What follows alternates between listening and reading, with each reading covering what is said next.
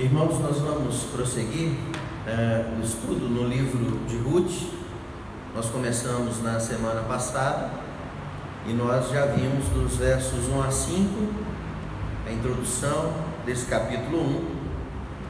Então abra sua Bíblia, Ruth, capítulo 1, e essa segunda divisão do livro, ou do capítulo, vai dos versos 6 a 18. Na verdade, o capítulo 1, ele traz um quadro que aponta na mesma direção, e nós vimos a primeira parte desse capítulo. Vamos ver a segunda, o capítulo dividido em 3 partes.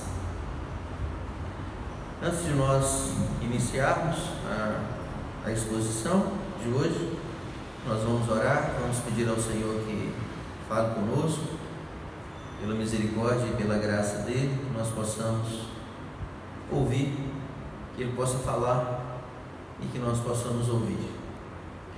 Senhor, muito obrigado pelo privilégio de estarmos juntos e poder abrir a sua palavra diante dos nossos olhos.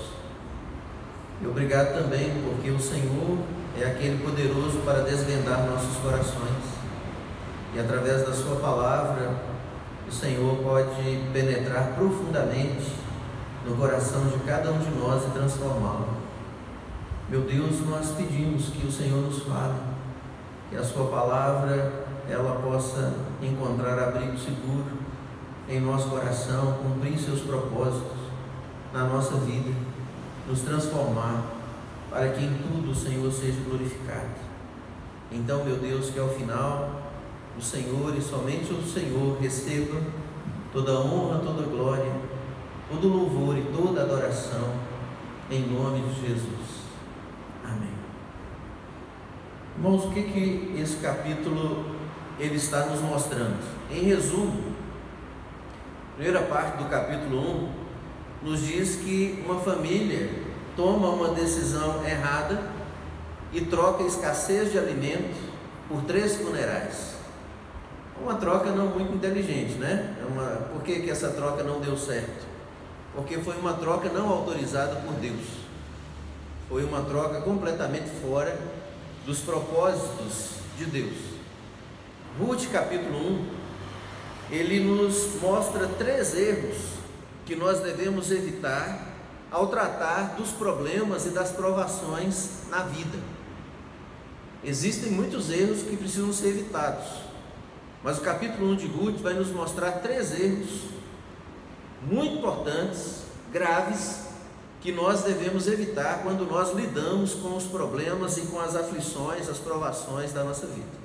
Nós vimos qual foi o primeiro desses erros, que é a tentativa frustrada de fugir dos nossos próprios problemas. E essa tentativa frustrada na vida da família de Elimeleque se deu por causa de incredulidade. Por causa de incredulidade, eles tentaram, de maneira mal sucedida, tentar fugir dos seus próprios problemas. Então, Elimeleque e sua família, nós vimos, eles haviam fugido para Moabe na tentativa de escapar da fome. Mas, ao final dessa história, 3 homens acabaram morrendo naquela terra.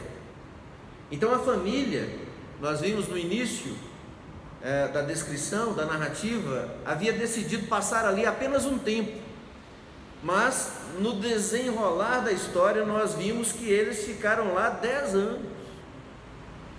Então, no final dessa década de desobediência, tudo que restou para aquela família foram 3 viúvas solitárias e 3 túmulos israelitas numa terra pagã. Nada mais. Só sobrou isso. 3 viúvas, 3 túmulos israelitas numa terra pagã.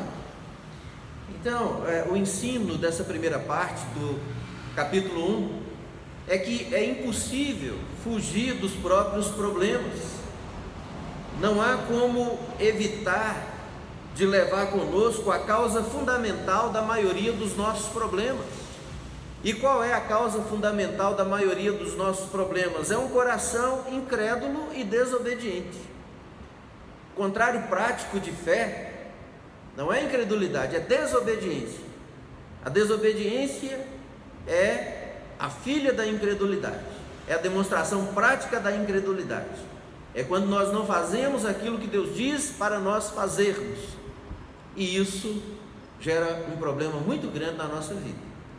Se Deus nos diz algo e nós sabemos do que Ele nos diz e não fazemos, isso é demonstração de incredulidade. Se agimos em direção contrária, isso é incredulidade, e nós colheremos o fruto dessa incredulidade. Mas prosseguindo, nessa noite, o segundo erro que nós devemos evitar quando nós tratamos dos nossos problemas, quando nós nos deparamos com dificuldades na vida, é a tentativa de esconder os próprios erros. É uma dissimulação, isso é hipocrisia. Tentar esconder os erros, errar e não admitir ou entender que fizemos errado, mas ainda assim tentar esconder esses erros. Então nós encontramos aqui, dos versos 6 a 18, 3 testemunhos.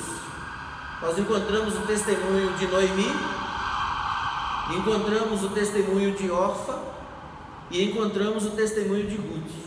Vamos ver cada um desses testemunhos. Primeiro, testemunho de Noemi, versos 6 e 7, ela nos diz assim: quando Noemi ouviu falar que o Senhor havia visitado o seu povo dando-lhe alimento, decidiu deixar a terra de Moabe e voltar com as noras para a sua terra. Então ela partiu do lugar em que havia morado com as 2 noras. Olha só, com o passar do tempo, Deus, Ele visitou o seu povo fiel em Belém, mas é curioso que nós percebemos aqui que Deus não visitou sua filha desobediente lá em Moabe. Deus visitou seu povo fiel, mas não visitou sua filha desobediente. Então Noemi, ela ficou sabendo que aquele problema da escassez de alimentos havia acabado, e quando ela recebe essa notícia, ela a recebe com alegria, ela abraça essa notícia, e quando ela percebe que não falta comida em Belém, ela decide voltar para casa. E isso me faz lembrar daquele filho pródigo, guardando as devidas proporções e as diferenças de motivação dos dois. Mas quando nós estamos na vontade de Deus, quando nós estamos andando na vontade do Pai, há sempre fartura de comida. Nós podemos não ter tudo que nós desejamos. É como aquele filho pródigo diz em Lucas 15:17, ele diz, quando ele caiu em si, ele disse o seguinte: olha, quantos empregados de meu pai têm fartura de comida, e eu aqui passando fome. Então, como é triste quando as pessoas, ou quando mesmo um crente, ele ouve falar das bênçãos de Deus, mas nunca experimenta essas bênçãos de Deus. É triste, não é? Ele ouve dizer, olha, Deus está abençoando, mas ele não experimenta essas bênçãos, porque ele não está no lugar onde Deus possa abençoá-lo.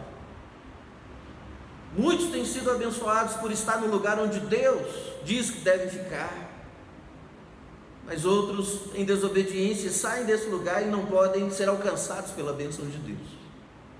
É muito triste, e eles só podem ouvir que Deus está abençoando. Sempre que nós desobedecemos ao Senhor, irmãos, sempre que nós deixamos de lado a vontade de Deus, nós devemos confessar o nosso pecado, e nós devemos voltar ao lugar de bênção. É o que o Senhor Jesus diz à igreja em Éfeso: lembra de onde você caiu, arrepende-te, volta às primeiras obras, volta ao seu primeiro amor.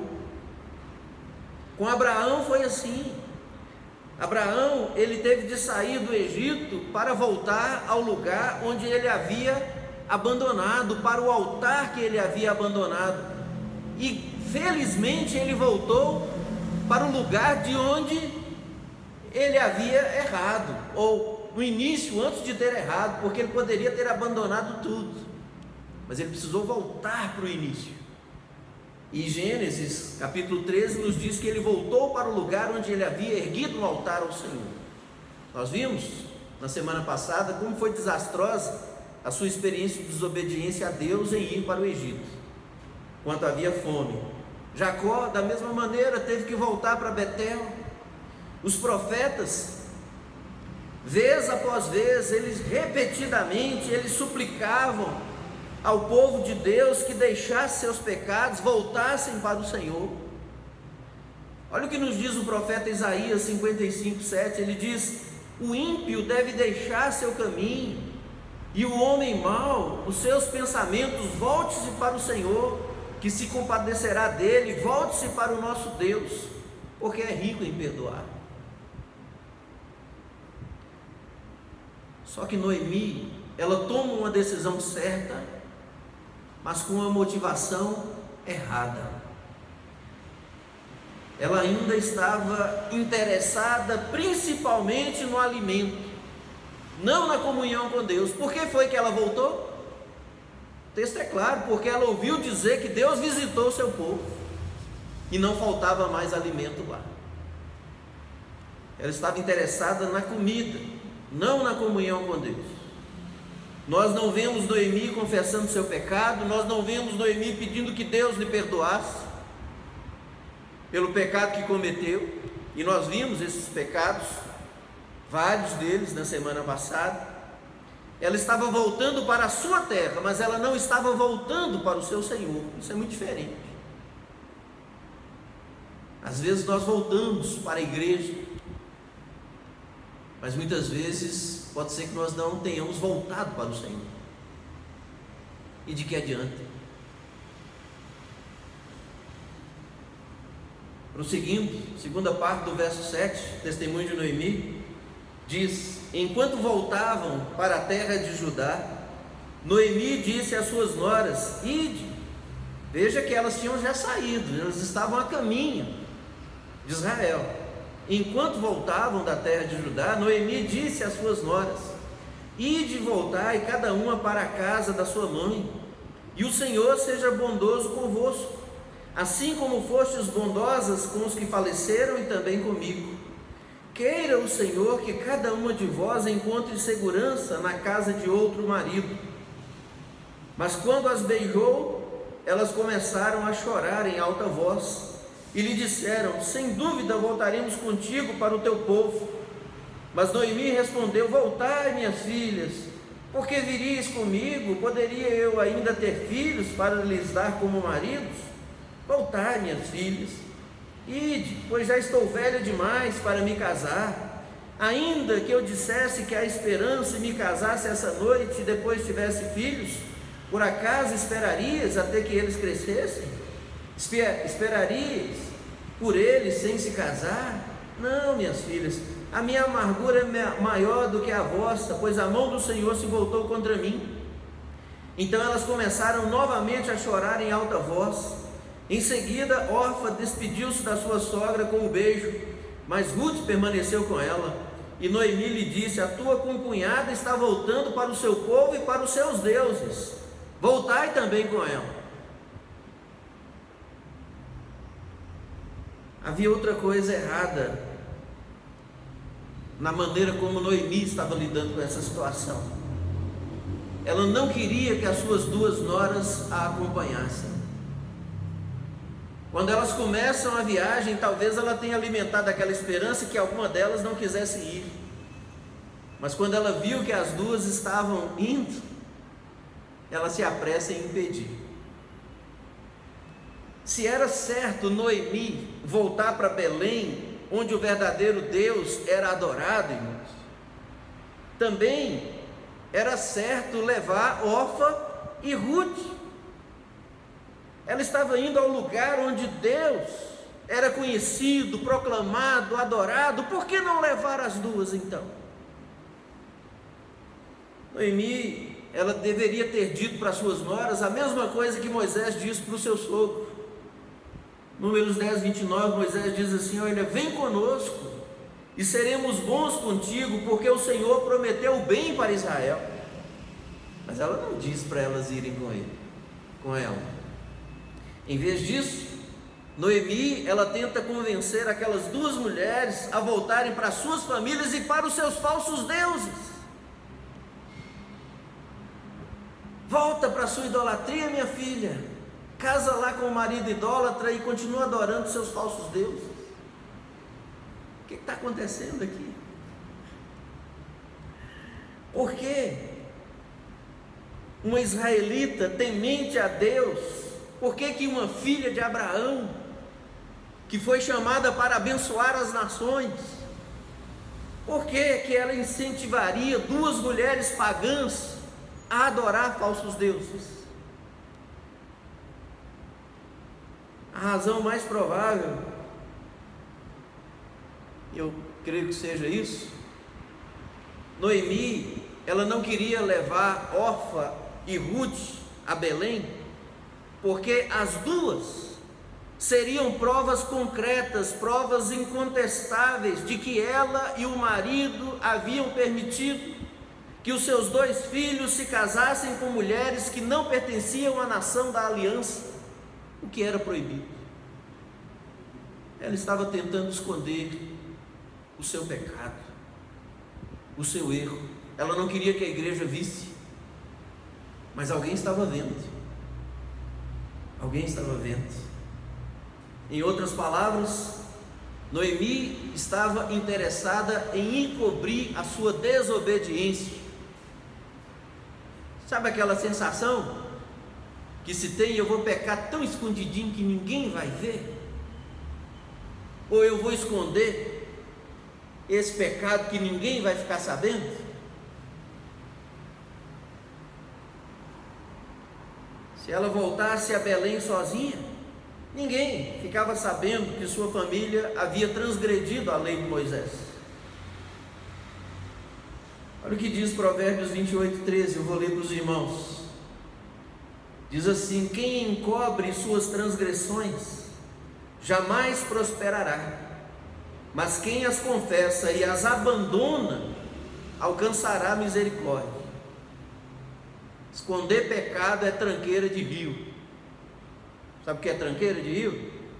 Quando dá uma tempestade, ele sai arrebentando árvore, galho, e quando o rio afunila lá na frente, aquele trem vira um garrancheiro e não passa nada. Começa a represar e a água começa a sair pelos lados, não passa barco, não pode nadar, só problema, não prospera, não vai adiante. Esconder pecado. Quando nós tentamos encobrir nossos pecados, isso mostra que na verdade nós não encaramos com honestidade os nossos pecados, e nós nem julgamos esses pecados à luz dos olhos de Deus. Nós não estamos confrontando esse pecado de acordo com a palavra de Deus. Nós simplesmente dizemos: não é tão grave assim. Então, irmãos, arrependimento verdadeiro não é esquecer. Arrependimento verdadeiro implica numa confissão honesta e num quebrantamento interior. O que traz a mudança, o abandono, é exatamente esse quebrantamento. Precisamos ser honestos, não pode haver hipocrisia, porque diante de Deus ninguém consegue enganar. Salmo 51:17 diz: sacrifício aceitável para Deus é o espírito quebrantado. Ó Deus, tu não desprezarás o coração quebrantado e arrependido. Nós abrimos a Bíblia e nós vemos lá que Davi, ele é o homem, o que mesmo? Como é que ele ficou conhecido? Segundo o coração de Deus. E eu começo a ver o que Davi aprontava. E eu falo assim: meu Deus, e se não fosse? O que esse homem fazia? E você começa a comparar a vida de Davi e a vida de Saul, e pelos padrões normais humanos, Saul errou muito menos, mas havia uma diferença entre eles dois. Saul colocava a culpa dos seus erros nos outros, ele encobria os seus pecados. Não foi isso não, Samuel. Está aqui guardadinho para oferecer em holocausto para Deus. Os homens me pressionaram. Davi não, Davi dizia: pequei, Senhor, contra ti. Eu pequei contra o Senhor. Tem misericórdia de mim, meu Deus. E ele se arrependia, e ele sofria, e ele chorava, e ele abandonava o seu pecado. Mas em vez de estar quebrantada, Noemi, ela se sente amargurada, ofendida ainda. E o mais triste é que Noemi, ela não testemunhou do Deus de Israel de uma maneira positiva. Ela dá a entender que Deus era o responsável pela tristeza dela. Ela dá a entender que Deus era o responsável pela dor daquelas duas viúvas que a acompanhavam. Ela diz no verso 13: a minha amargura é maior do que a vossa, pois a mão do Senhor se voltou contra mim. Entende? Quando nós pecamos e colocamos a culpa em Deus. Ou seja, o que ela está dizendo? Olha, minhas filhas, eu sou culpada de todas essas provações, por que vocês vão ficar comigo? Quem sabe o que mais que Deus tem preparado para mim? Não fica perto de mim não. Se Noemi estivesse caminhando com Deus, irmãos, ela poderia ter ganhado Orfa para a sua fé, e levado Orfa para casa em Belém, e ali ela chegaria com 2 troféus da graça divina. Mas não, ela tentou encobrir os seus erros, e esse é um erro que nós precisamos evitar a todo custo. Depois do testemunho de Noemi, nós temos o testemunho de Orfa. Olha aí dos versos 11 a 14. Mas Noemi respondeu: voltai, minhas filhas, porque viríeis comigo? Poderia eu ainda ter filhos para lhes dar como maridos? Voltai, minhas filhas, ide, pois já estou velha demais para me casar. Ainda que eu dissesse que há esperança em me casasse esta noite, e depois tivesse filhos, por acaso esperarias até que eles se casassem? Até que eles crescessem? Esperarias por eles sem se casar? Não, minhas filhas, a minha amargura é maior do que a vossa, pois a mão do Senhor se voltou contra mim. Então elas começaram novamente a chorar em alta voz. Em seguida, Orfa despediu-se da sua sogra com um beijo, mas Ruth permaneceu com ela. As duas noras partiram com Noemi. Verso 7 diz: então ela partiu do lugar em que havia morado com as noras, com as duas noras. Mas no meio do caminho, ela deteve as suas noras e insistiu com elas para que não a acompanhassem. Eu acho que ela olhou para o lado e pensou assim: ó, elas vão, se eu não fizer nada, elas vão comigo até o final, então eu vou ter que fazer alguma coisa. E ela chega até a orar por elas, para elas ir embora. Ela diz no verso 8: e o Senhor seja bondoso convosco, assim como fostes bondosas com os que faleceram e também comigo. Verso 9: queira o Senhor que cada um de vós encontre segurança na casa de outro marido. Será que Deus ouve essas orações? Deus vai ouvir a oração de quem está dessa maneira? Pelo menos o Salmo 66, 18 diz: se eu tivesse guardado o pecado no coração, o Senhor não me teria ouvido.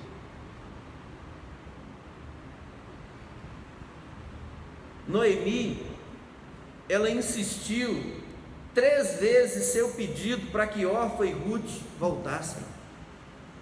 Ela diz no verso 8, nos diz: Noemi disse às suas noras: ide e voltai cada uma para a casa de sua mãe. No verso 11: voltai, minhas filhas, porque viris comigo? No verso 12: voltai, minhas filhas. Faltou empurrar de volta. E quando ela viu que elas hesitavam, quando elas não queriam voltar imediatamente, o que ela fez? Ela começou a argumentar. Ela falou para ir, ela viu que elas choravam sem querer, ela começou então a argumentar. Olha o verso 11: poderia eu ainda ter filhos para lhes dar como marido? Verso 12: ide, pois já estou velha demais para me casar. Ainda que eu dissesse que há esperança e me casasse essa noite e depois tivesse filhos. Verso 13: por acaso esperarias até que eles crescessem? E Orfa era a mais fraca das duas noras. Ela havia realmente partido de Belém, ou para Belém, com Noemi, mas em determinado ponto da viagem ela foi convencida a não mais acompanhar a sua sogra.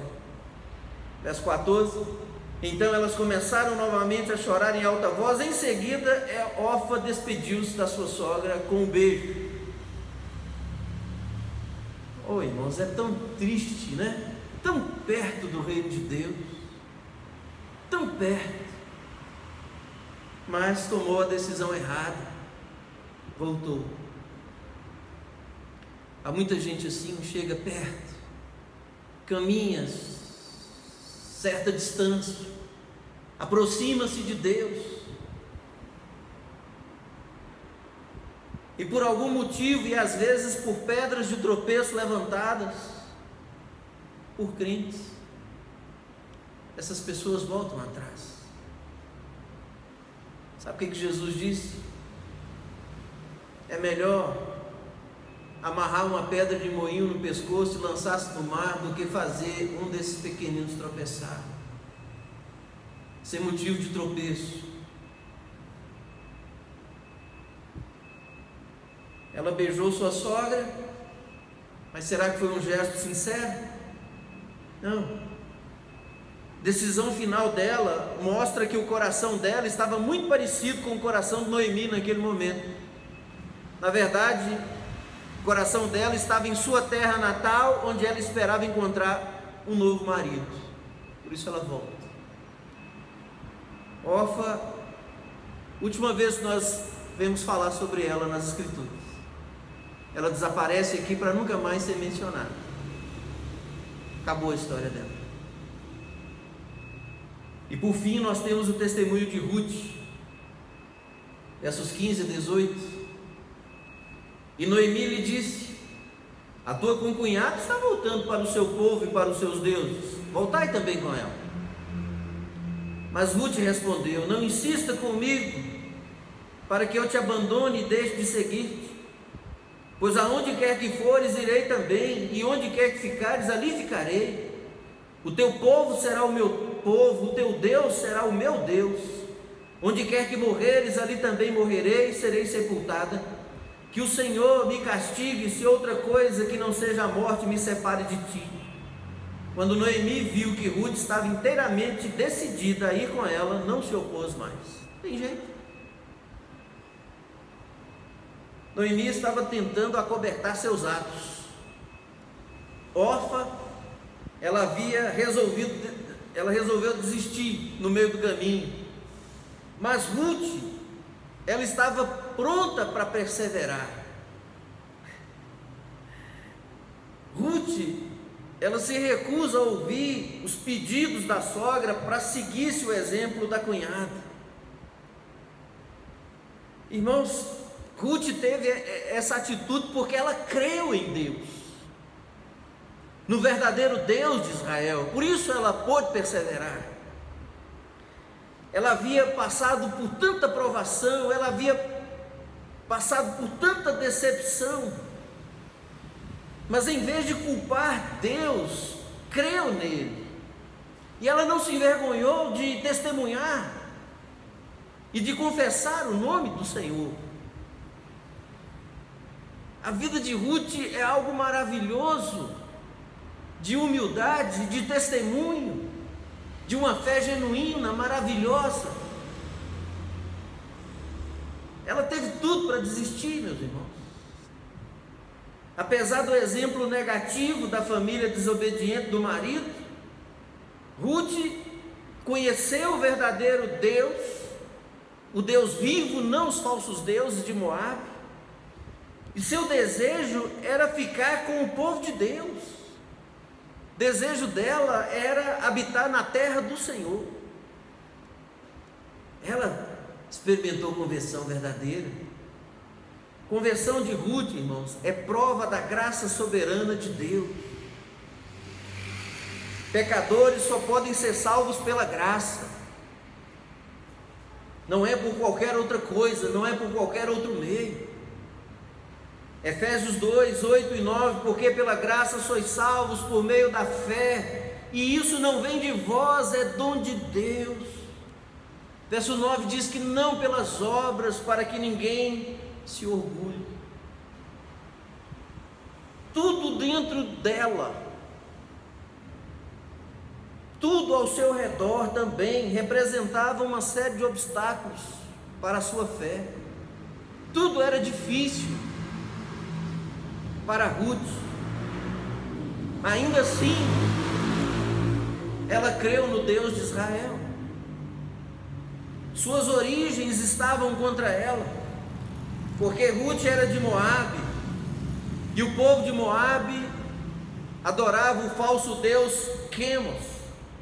Números 21 nos mostra isso, 1 Reis capítulo 11, a idolatria de Moabe. E o culto a esse falso deus era um culto que aceitava sacrifícios humanos e incentivava a imoralidade.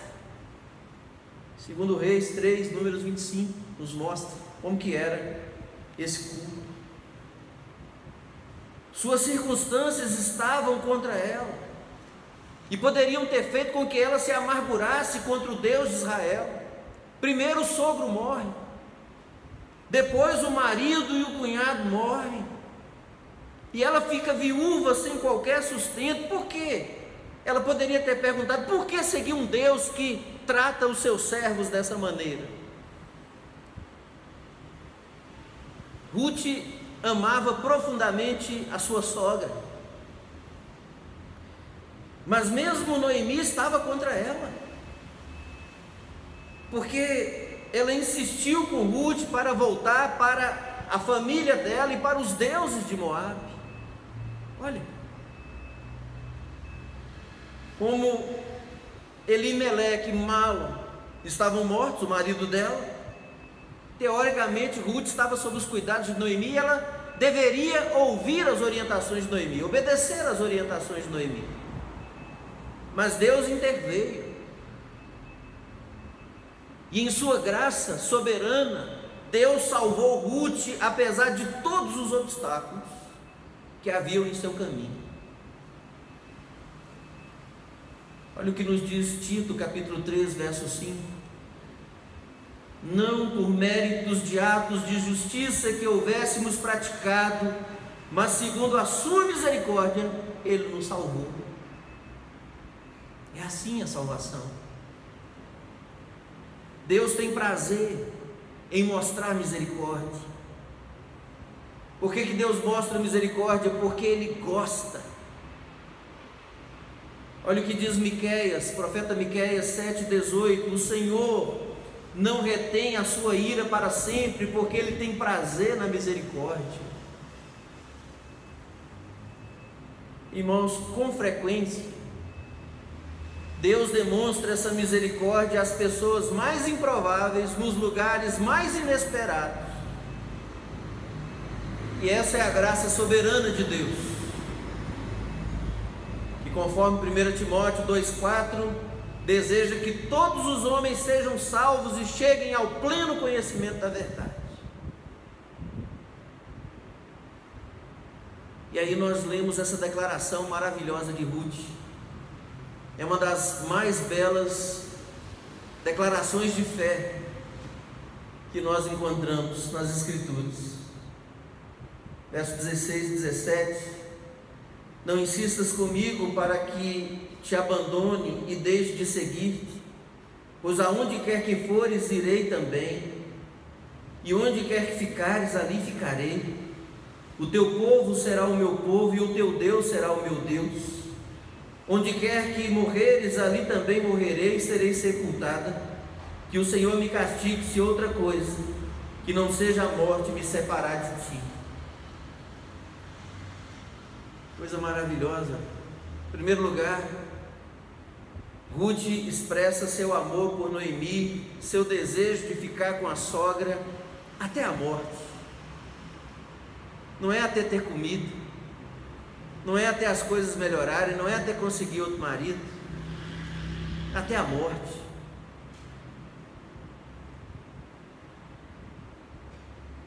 É triste quando amizades se acabam por questões fúteis e tolas. Hoje, dificilmente amizades resistem até a morte, porque muitas vezes se olha para outra pessoa como algo que se pode ganhar, não como uma relação a ser vivida, como um objeto, não como uma pessoa, para se ter vantagens. E qualquer errozinho do outro já é motivo para se desprezar. Não. Ruth expressa seu amor por Noemi. Ela diz que estava disposta a estar com ela até a morte. Em seguida, ela confessou sua fé no verdadeiro Deus e sua decisão de adorar somente a esse Deus. Ela estava disposta a deixar seu pai e sua mãe. É o que nós vamos ver no capítulo 2, quando Boaz se dirige a ela e diz que ficou sabendo o que ela fez, inclusive deixou sua terra, seus pais, e ela estava disposta a isso, a deixar tudo para trás para ficar com Noemi e servir a Deus, o Deus do povo de Noemi.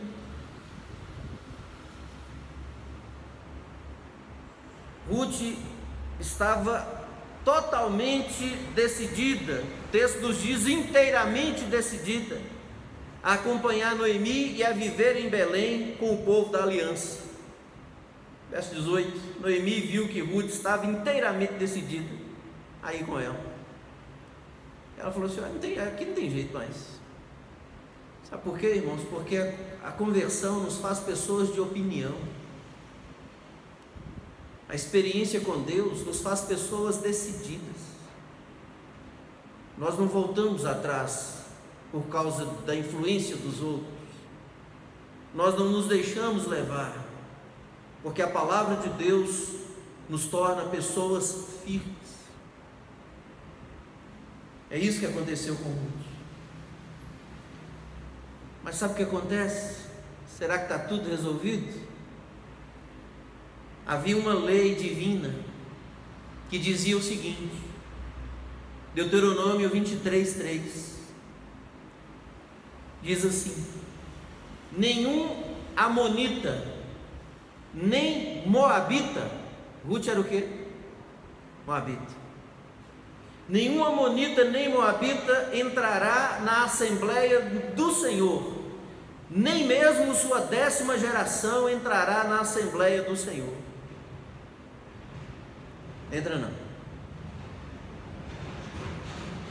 Sabe o que significa 10ª geração? Significa exclusão permanente. Deus está dizendo, está permanentemente proibida a entrada de amonita e de moabita na Assembleia de Deus, na congregação do Senhor. De que maneira então Ruth poderia participar da congregação do Senhor? Ao confiar na graça de Deus e entregar-se completamente à misericórdia de Deus.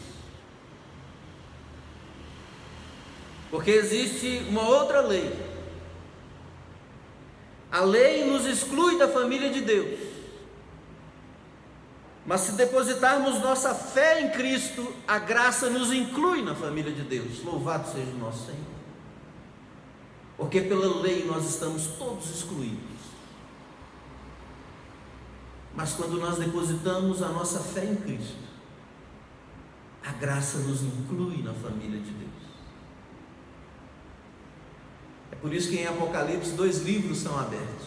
Um livro das obras, e aqueles que estão inscritos ali, as suas obras os condenam.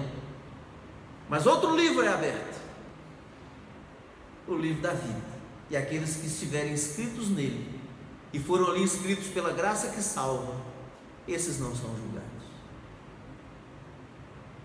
A lei nos impede a comunhão com Deus, mas a graça nos inclui na família de Deus. Veio para os que eram seus, mas os seus não o receberam. Mas a todos que o receberam, a saber, os que creem no seu nome, deu-lhes o poder de serem feitos filhos de Deus. Quando nós lemos a genealogia de Jesus em Mateus capítulo 1, nós encontramos o nome de 5 mulheres, sendo que 4 delas apresentam credenciais duvidosas. Você não gostaria de tê-las na sua genealogia. Nós encontramos Tamar. Tamar cometeu incesto com o seu sogro Judá. Nós encontramos Raabe, que era uma prostituta gentia. Nós encontramos Ruth, que era uma gentia moabita desterrada. E nós encontramos a mulher de Urias, que era uma adúltera.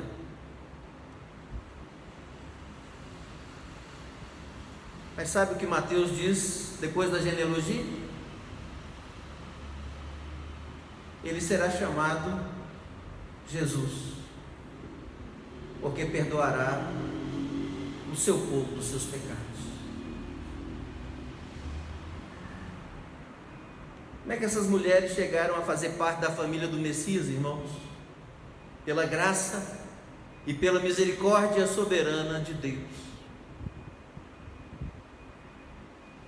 que é demonstrada de acordo com as palavras de Pedro, 2 Pedro 3,19, ele é paciente convosco, e não quer que ninguém pereça, mas que todos venham a se arrepender. A 5ª mulher da genealogia é Maria, e ela foi incluída na genealogia pela graça de Deus e por sua fé. Assim nos diz Lucas capítulo 1, pela graça de Deus e por sua fé.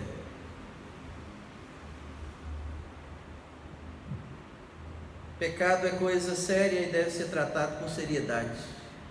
Nós não tratamos nossos erros de forma dissimulada, isso não resolve. Segundo grande erro que nós cometemos quando lidamos com nossos problemas e dificuldades da vida: tentar encobrir nossos pecados. Não funciona. Sabe por que esse livro é tão maravilhoso? Porque nós estamos vendo só feiuras até agora, mas eis que em algum momento essa história vai mudar. Então não troque seu nome por enquanto, como Noemi fez. Não mude seu nome, não. Espere para ver o que Deus tem para fazer, né? Por maior que seja a sua amargura e o seu sofrimento, não mude seu nome. Não se chame Mara, ainda debaixo de tanto erro. O Senhor está esperando para abençoar. Vamos orar. O Ministério de Música pode, por favor, vir aqui? Eu peço que Bia pode por nós, por favor.